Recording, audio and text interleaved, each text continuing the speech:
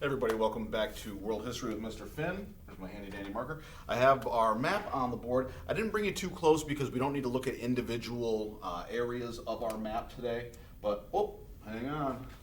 There we go, we're good there. But I do want to show you where we're talking about. So this is Europe. If you remember, this was the old Roman Empire, just so you can see it. That's where Rome is. And we are going back to around the year 500. So let me just get this up here, just so we have our idea of the order. And if you remember, Rome collapsed in 476 AD, was the fall of Rome. But this is why I'm showing you the map. The western half of the empire falls. The eastern half, this area, and down around, which goes off our map, is still there. The Eastern Roman Empire is still existing. In fact, this is the site of Constantinople. Today it is Istanbul, but it is the same city. Anyway, so when we are talking today, we are talking specifically about this area of our map, the western half of the Roman Empire that is going to collapse. And we're going to take a look at the beginning of, Western Europe, European civilization. So let me get my map out of the way. There we go. All right. So back to 500. Rome is collapsed. It has been taken over. Remember who did this? We looked at these people already. Barbarians. Now remember, barbarians were considered anyone who was not Roman at the time, anyone on the outside of the empire, but there are a number of, we would call them tribes. And you looked up some already, so this is why you already know this. We had the Vandals and the Visigoths and the Ostrogoths, the Angles, Saxons, Franks. There's a ton of different barbarian tribes that come running into the western half of the empire and collapse it in 476 AD. So what happens next? That's what we're looking at today. So these number of various barbarian tribes are going to set up kingdoms. All right? So what happens in the beginning is Rome itself falls. However, people are still living in Western Europe and they still consider themselves Romans just because, imagine Washington, D.C. was taken over. I'd still be right here, so would you. We would consider ourselves still American, United States, even though the capital, the people there still existed and still went on with their day. In fact, in the beginning, in that first 20-year period, right after the fall of the actual city of Rome, these barbarian kingdoms were run the same way. So these barbarian kingdoms during this time period are run, or they operate the same as Rome. So Roman politics would still be in existence in this immediate time following the fall of Rome. But that is going to change. As these barbarian kingdoms go further, what you're going to end up seeing is barbarian kings. They set up kingdoms, but you start to get what we would call man, I just messed that word up. Sorry. I'm trying to think too much here. Here we go. Strong men. What does that mean? Strong men are people who take, power for themselves. They are absolute rulers. And so these strong men take power.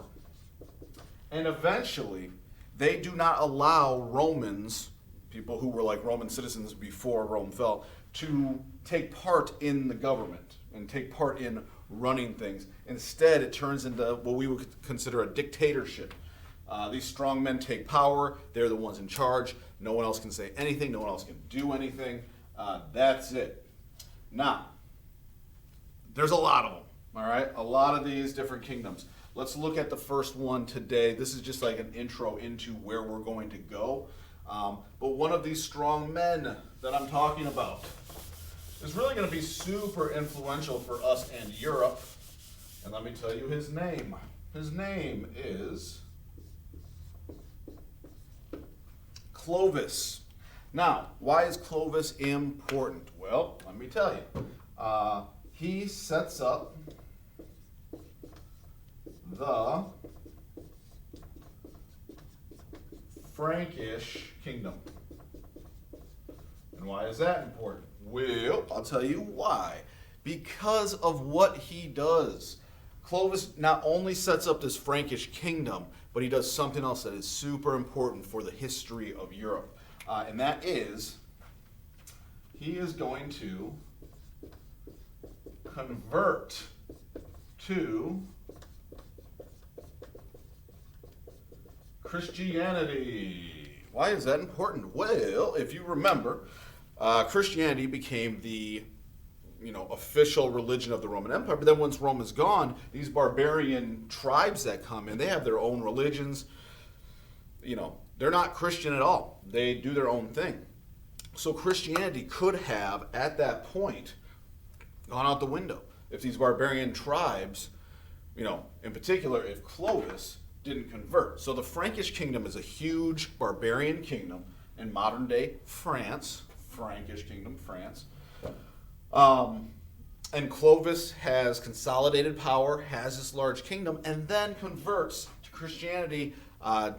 Backstory on it, Clovis is in a battle. He is losing. He says, Jesus, if you save my armies, I will convert. And then the other side, gets defeated and retreats and runs away. And so then Clovis becomes a Christian. That's how that happens. But the important thing is twofold. Clovis gets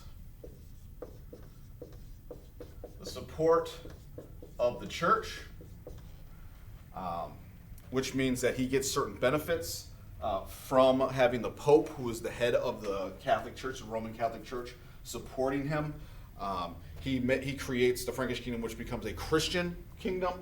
The people in his kingdom are going to be Christians. He is going to push on this religion and make it to super important in Western Europe. And so we have Clovis in around 510 AD. So what we're going to do is, from this point, we're going to take a look at this Frankish kingdom is going to be the main kingdom that comes out of this for the next 100, 200 years. And we're going to go down the line of events that are taking place. Now, the culture of Western Europe is going to have to be kind of created, which we're going to talk about next time. But the barbarians that come in have their own way of doing things, like their own religion, own practice, own stuff, legal system, if you will. It's not much of a legal system, we'll explain. And that's going to mix together with old Roman customs and culture, and you get, the modern Europe that comes out of it. But it's going to take some time. The way of doing things is different. But one thing that is important to understand as this happens, right? Clovis being a strong man, the barbarian tribes that are coming in, we are going to start to see this, a loss of education. A loss of education, because what is more important to these people at the time? Me being in charge, me doing what I have to do to stay in charge. I don't care about reading right now. I care about destroying my enemies and having my kingdom be important. And so the idea of education, schools, science, math, all of that stuff is less important to these barbarian strongmen, these kings like Clovis and whoever else, because their main goal is to continue to have power and defeat all their enemies, and they don't, the idea of education and reading and things like that is not important to them. Which is going to take us into a bad place, because if you think about it, if you don't have education, you lose the ability to do certain things. You just don't know certain things. And then, after one generation with less education, you start to see the decline in cities and populations and everything. Western Europe turns into, again, what they call, historians, this is the beginning of the Dark Ages. The Dark Ages is basically called the Dark Ages because of a lack of education. It is dark. They don't know certain things.